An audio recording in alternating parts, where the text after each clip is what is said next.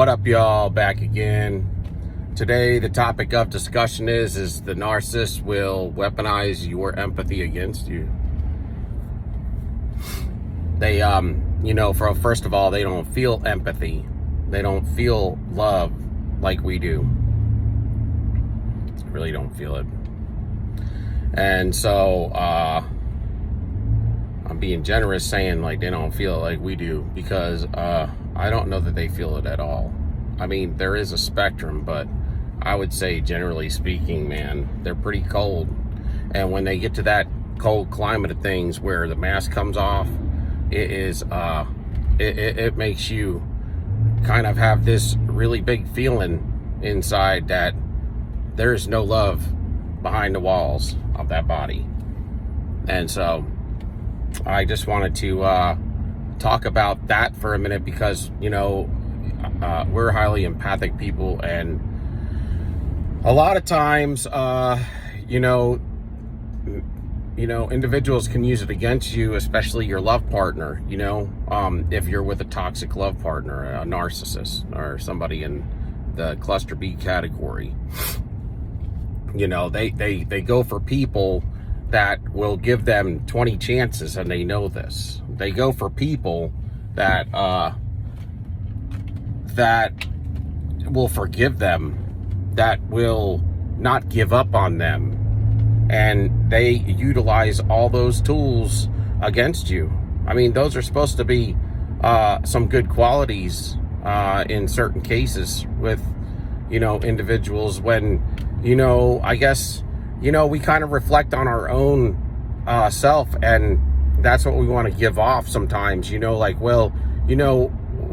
can be hard on ourselves, empaths. We can be hard on ourselves, and that doesn't help either sometimes. Sometimes we need to not be so hard on ourselves, but we've been kind of, think that way a little bit, and, I don't want to keep saying that we were groomed this way, but the fact of the matter is like, we have some areas in our life that we need to tighten up, and one of them is like, definitely respect yourself, love yourself, and that's something you learn when you wake up to narcissism, and that it's been all throughout your life, okay? But generally speaking, we need to not be so hard on ourselves, and have a little bit of faith in ourselves, and to have confidence, and not be so vulnerable around people, man. But at the same time, not jump to conclusions, because you want that balance, and that's what you want to do. Is you when you wake up to all this, you want to pull back a little. You want to learn to find finding boundaries is finding your sweet spot. I'll put it to you like that, and then they call the sweet spot, I think, is kind of related to golf. Like when you learn, I don't know much about golf, but I think that's where that term comes from. Kind of like, able to hit the ball just right, maybe. I don't know. Y'all can look it up, but that's what I'm getting at. You got to find your sweet spot where everything's working out for you, where you're protecting yourself in a healthy way, but not too much, that you're not jumping to conclusions. But in the beginning there may be a little vacillation there, because you have to like figure it all out when you wake up, and that can be difficult. I mean, it could take time, and it could be difficult too. And so you don't want to be too defensive. A lot of times, sometimes you got to accept the way things are, man, and get to a point, or come to a point to where you're comfortable in your person. And if people want to come at you and they want to try to get you to pop, or to have to trigger you, those are people you don't want to be around. But you also want to learn what they were trying to do, what those triggers were that they were trying to come at you with, and you want to find good ways to deal with that same trigger if it comes up in the future. Because The idea of the empath is to heal. The idea of the narcissist is to continue to exploit and to manipulate more as they grow older. But, you know, the empath, a lot of times, that the empaths we're talking about are the ones that grew up in these families and woke up at the ages of 30s and 40s, man, you know, that they were looking at life from a different view, with sometimes putting those rose-colored glasses on and, you know, and giving people the benefit of the doubt, because we would want people to give us the benefit of the doubt. But in the case of the narcissist, you can't do that. And that's what the construct will tell you to do.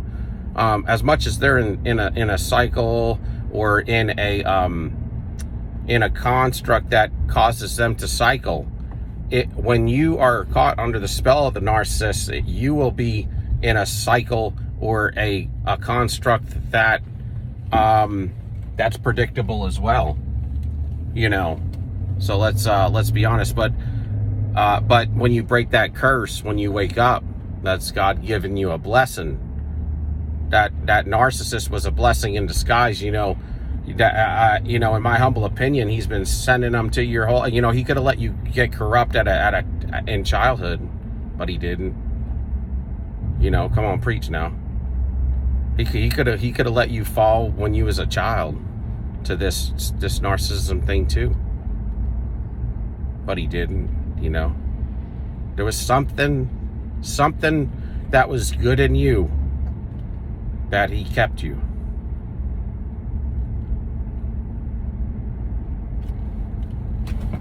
There was something that was good in you that he saw that he kept you. He kept you from this. And you have to look at it as, you know, not to be pompous, not to be simple, but to be humble and to be prudent, man, and not to be froward.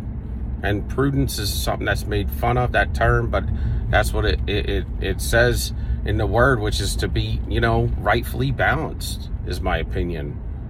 To be keen on things, to be sharp, to be as wise as a serpent, as gentle as a dove. You know, it's like you don't have to be aggressive with people. You don't have to, you know, we don't hurt people, you know, empaths. We just want to get, if you're corrupt, we just want to leave you alone and walk away. That's all we want, you know. I mean, the ones that woke up and where their empath's gone wrong, the ones that haven't woke up is because they're with corrupt individuals, and you know, a lot of times they see it, but they give them too many chances, and they think they can, their thinking's off as well. So the narcissist has, their thinking's way off. They are at a whole nother level. But I mean, the empath, you know, is got a good heart, but an unwoke empath can cause damage to people too, because they will cover for people, for narcissists. They will people please, and they won't love themselves, and they'll allow themselves to get run over, and they'll get back up and stay with the individual even when they see the signs. But when you it's huge when you can put a title to something, you know, because that sometimes is all it keeps people from waking up, understanding, wow, what's this narcissism thing? And I've been dealing with it my whole life. And what I'm dealing with, you're dealing with? You got to be kidding me. You mean yours acts just like mine, maybe on a different side of the spectrum, or, you know, higher up or lower on the echelon of the spectrum, lesser or greater? But I mean, when you talk about yours, mine works in such similarity. Well, you know, not for nothing, but so does an unawoke empath.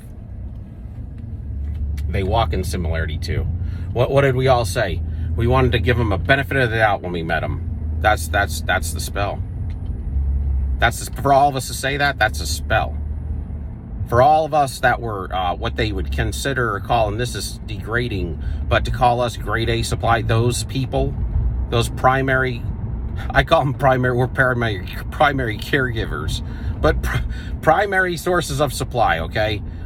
For all of those that have been that, we have poured our hearts out for these individuals, man, and received nothing but pain, injury, destruction, divisiveness, evil, hurt, slanders,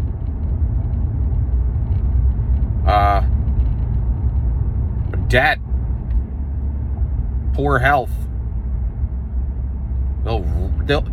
They will strip you. That's what they are. You know what a narcissist is? They are strippers of everything. Of everything good. I think I said in yesterday's podcast that, you know, they'll go to the water fountain, they'll drink the water until the water ain't coming out no more, and then they'll walk off, and you're the water fountain, or you're the water fountain, but you can't produce no more water. They're going to walk off and go to another water fountain. They don't give a damn about you. Just like they stripped all the water from that water fountain, then walked off. They strip. I call it stripping. I was thinking about this yesterday because there's certain things that you can do. You can strip the paint off a board, or you know, you can do things like that to take everything out of it, all the nutrients out of it. They take all the nutrients from you, all your blessings, all of them. Then you wonder why they wouldn't want to be with you, because you got nothing. Because you have absolutely nothing. Nobody'd want to be with you. Nobody would want to be with you. It's hard to, you know, think on that sometimes, but think about it. You can't do nothing but breathe after they're done with you. And you think they might have loved you. I mean, I have been there too, but I'm far past that now. Let me tell you, they not only will strip everything from you, but then they want to destroy you. They want to strip you down and smush your face into the mud and step on it. And I'm not trying to be funny. I'm not trying to be harsh. This is just the raw reality of it. They want you on the street corner with nothing. Dead, broken, poor. So, be careful with your empathy, because they will use it against you. And they know you will give them another chance, and another one, and another one, and another one. And then when they come back, they're all humble. They come back humble because they burnt up all your energy. They took all of your nutrients. They took all of your blessings from you. And then they walked off and they spent it. They spent it, and then they spent other people's, other empaths and other people. Some good, some bad. But then they have nobody else to go to. Or they know you got the good nutrients, the good supply, the good blessings. And they know, man, that God loves you enough, he's gonna replenish you again. And he knows you're a hard worker. He knows that you care. And that's why you're blessed. But man, I'll tell you, boy, if you don't wake up, and when you wake up, if you don't leave them, you're not gonna be blessed forever like that. Because I'll tell you what I learned is when I woke up to this stuff and then still dealt with the narcissists, man, you talk about karma or reaping what you sowing, or whatever they've been sowing, you reaping. Man, God let you get it bad then, because he woke you up. He allowed you to wake up. He shook you. He sternal rubbed you. He got you to wake up, man, and then you went back still. And he'll let you get that, man. He'll let you get that. He'll let you get it from day one of that hello. And you agree to that covenant again. You were woke up for a specific reason, for a specific purpose, and you have things to do here on this earth besides run around with the narcissist and get destroyed and defeated. if you're a woke empath, I'll tell you this, don't abuse that blessing of being awoke now.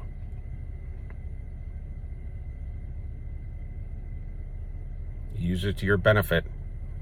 Use it as a blessing, and protect yourself. Stand up for yourself. Love yourself. Defeat evil by listening much and speaking little. By sometimes having a soft answer to turn away wrath, or to be slow to anger, slow to wrath, and slow to speak. You know, learn to relax. Learn to relax.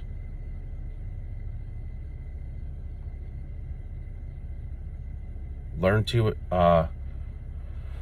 take deep breaths, man, and the stuff that's happening out there, don't let it get in here, and don't let it come in your house.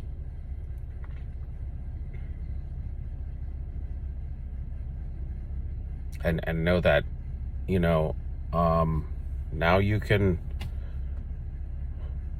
walk things out, understanding, you know, what you're supposed to do without having the folly set in place in front of you, and having these pitfalls that you weren't aware of, and having these roadblocks that you didn't know about, because these people that you thought were in your life that cared about you didn't.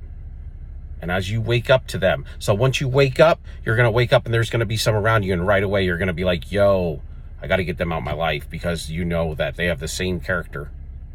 Okay, that's fine. And then after that, you know, you're going to still have some that you're not going to understand, and it's going to take you a while to catch on to some other ones that are more entrenched, that are harder to see, that can wear the mask better. So you got to get keen to, as much as these red flags and things that we talk about, we talk about a lot of times with the love partner red flags are, that's one thing. Now that should be key and real easy to understand for you, you know, because, you know, there's probably 200 of them, man, you know, but what's harder is the friendships. And I'll tell you, man, you know, sometimes it's better to stay yourself, man, and as much as you know, you want to be you know, somebody that likes to talk to individuals, man, sometimes it's just not a good idea. It's just not a good idea. It's best to stay to yourself, man, and find those close-knit people, man, that you can vet for real. Because some of these people, man, you could know them for a while if they're if they're friendships, man, and then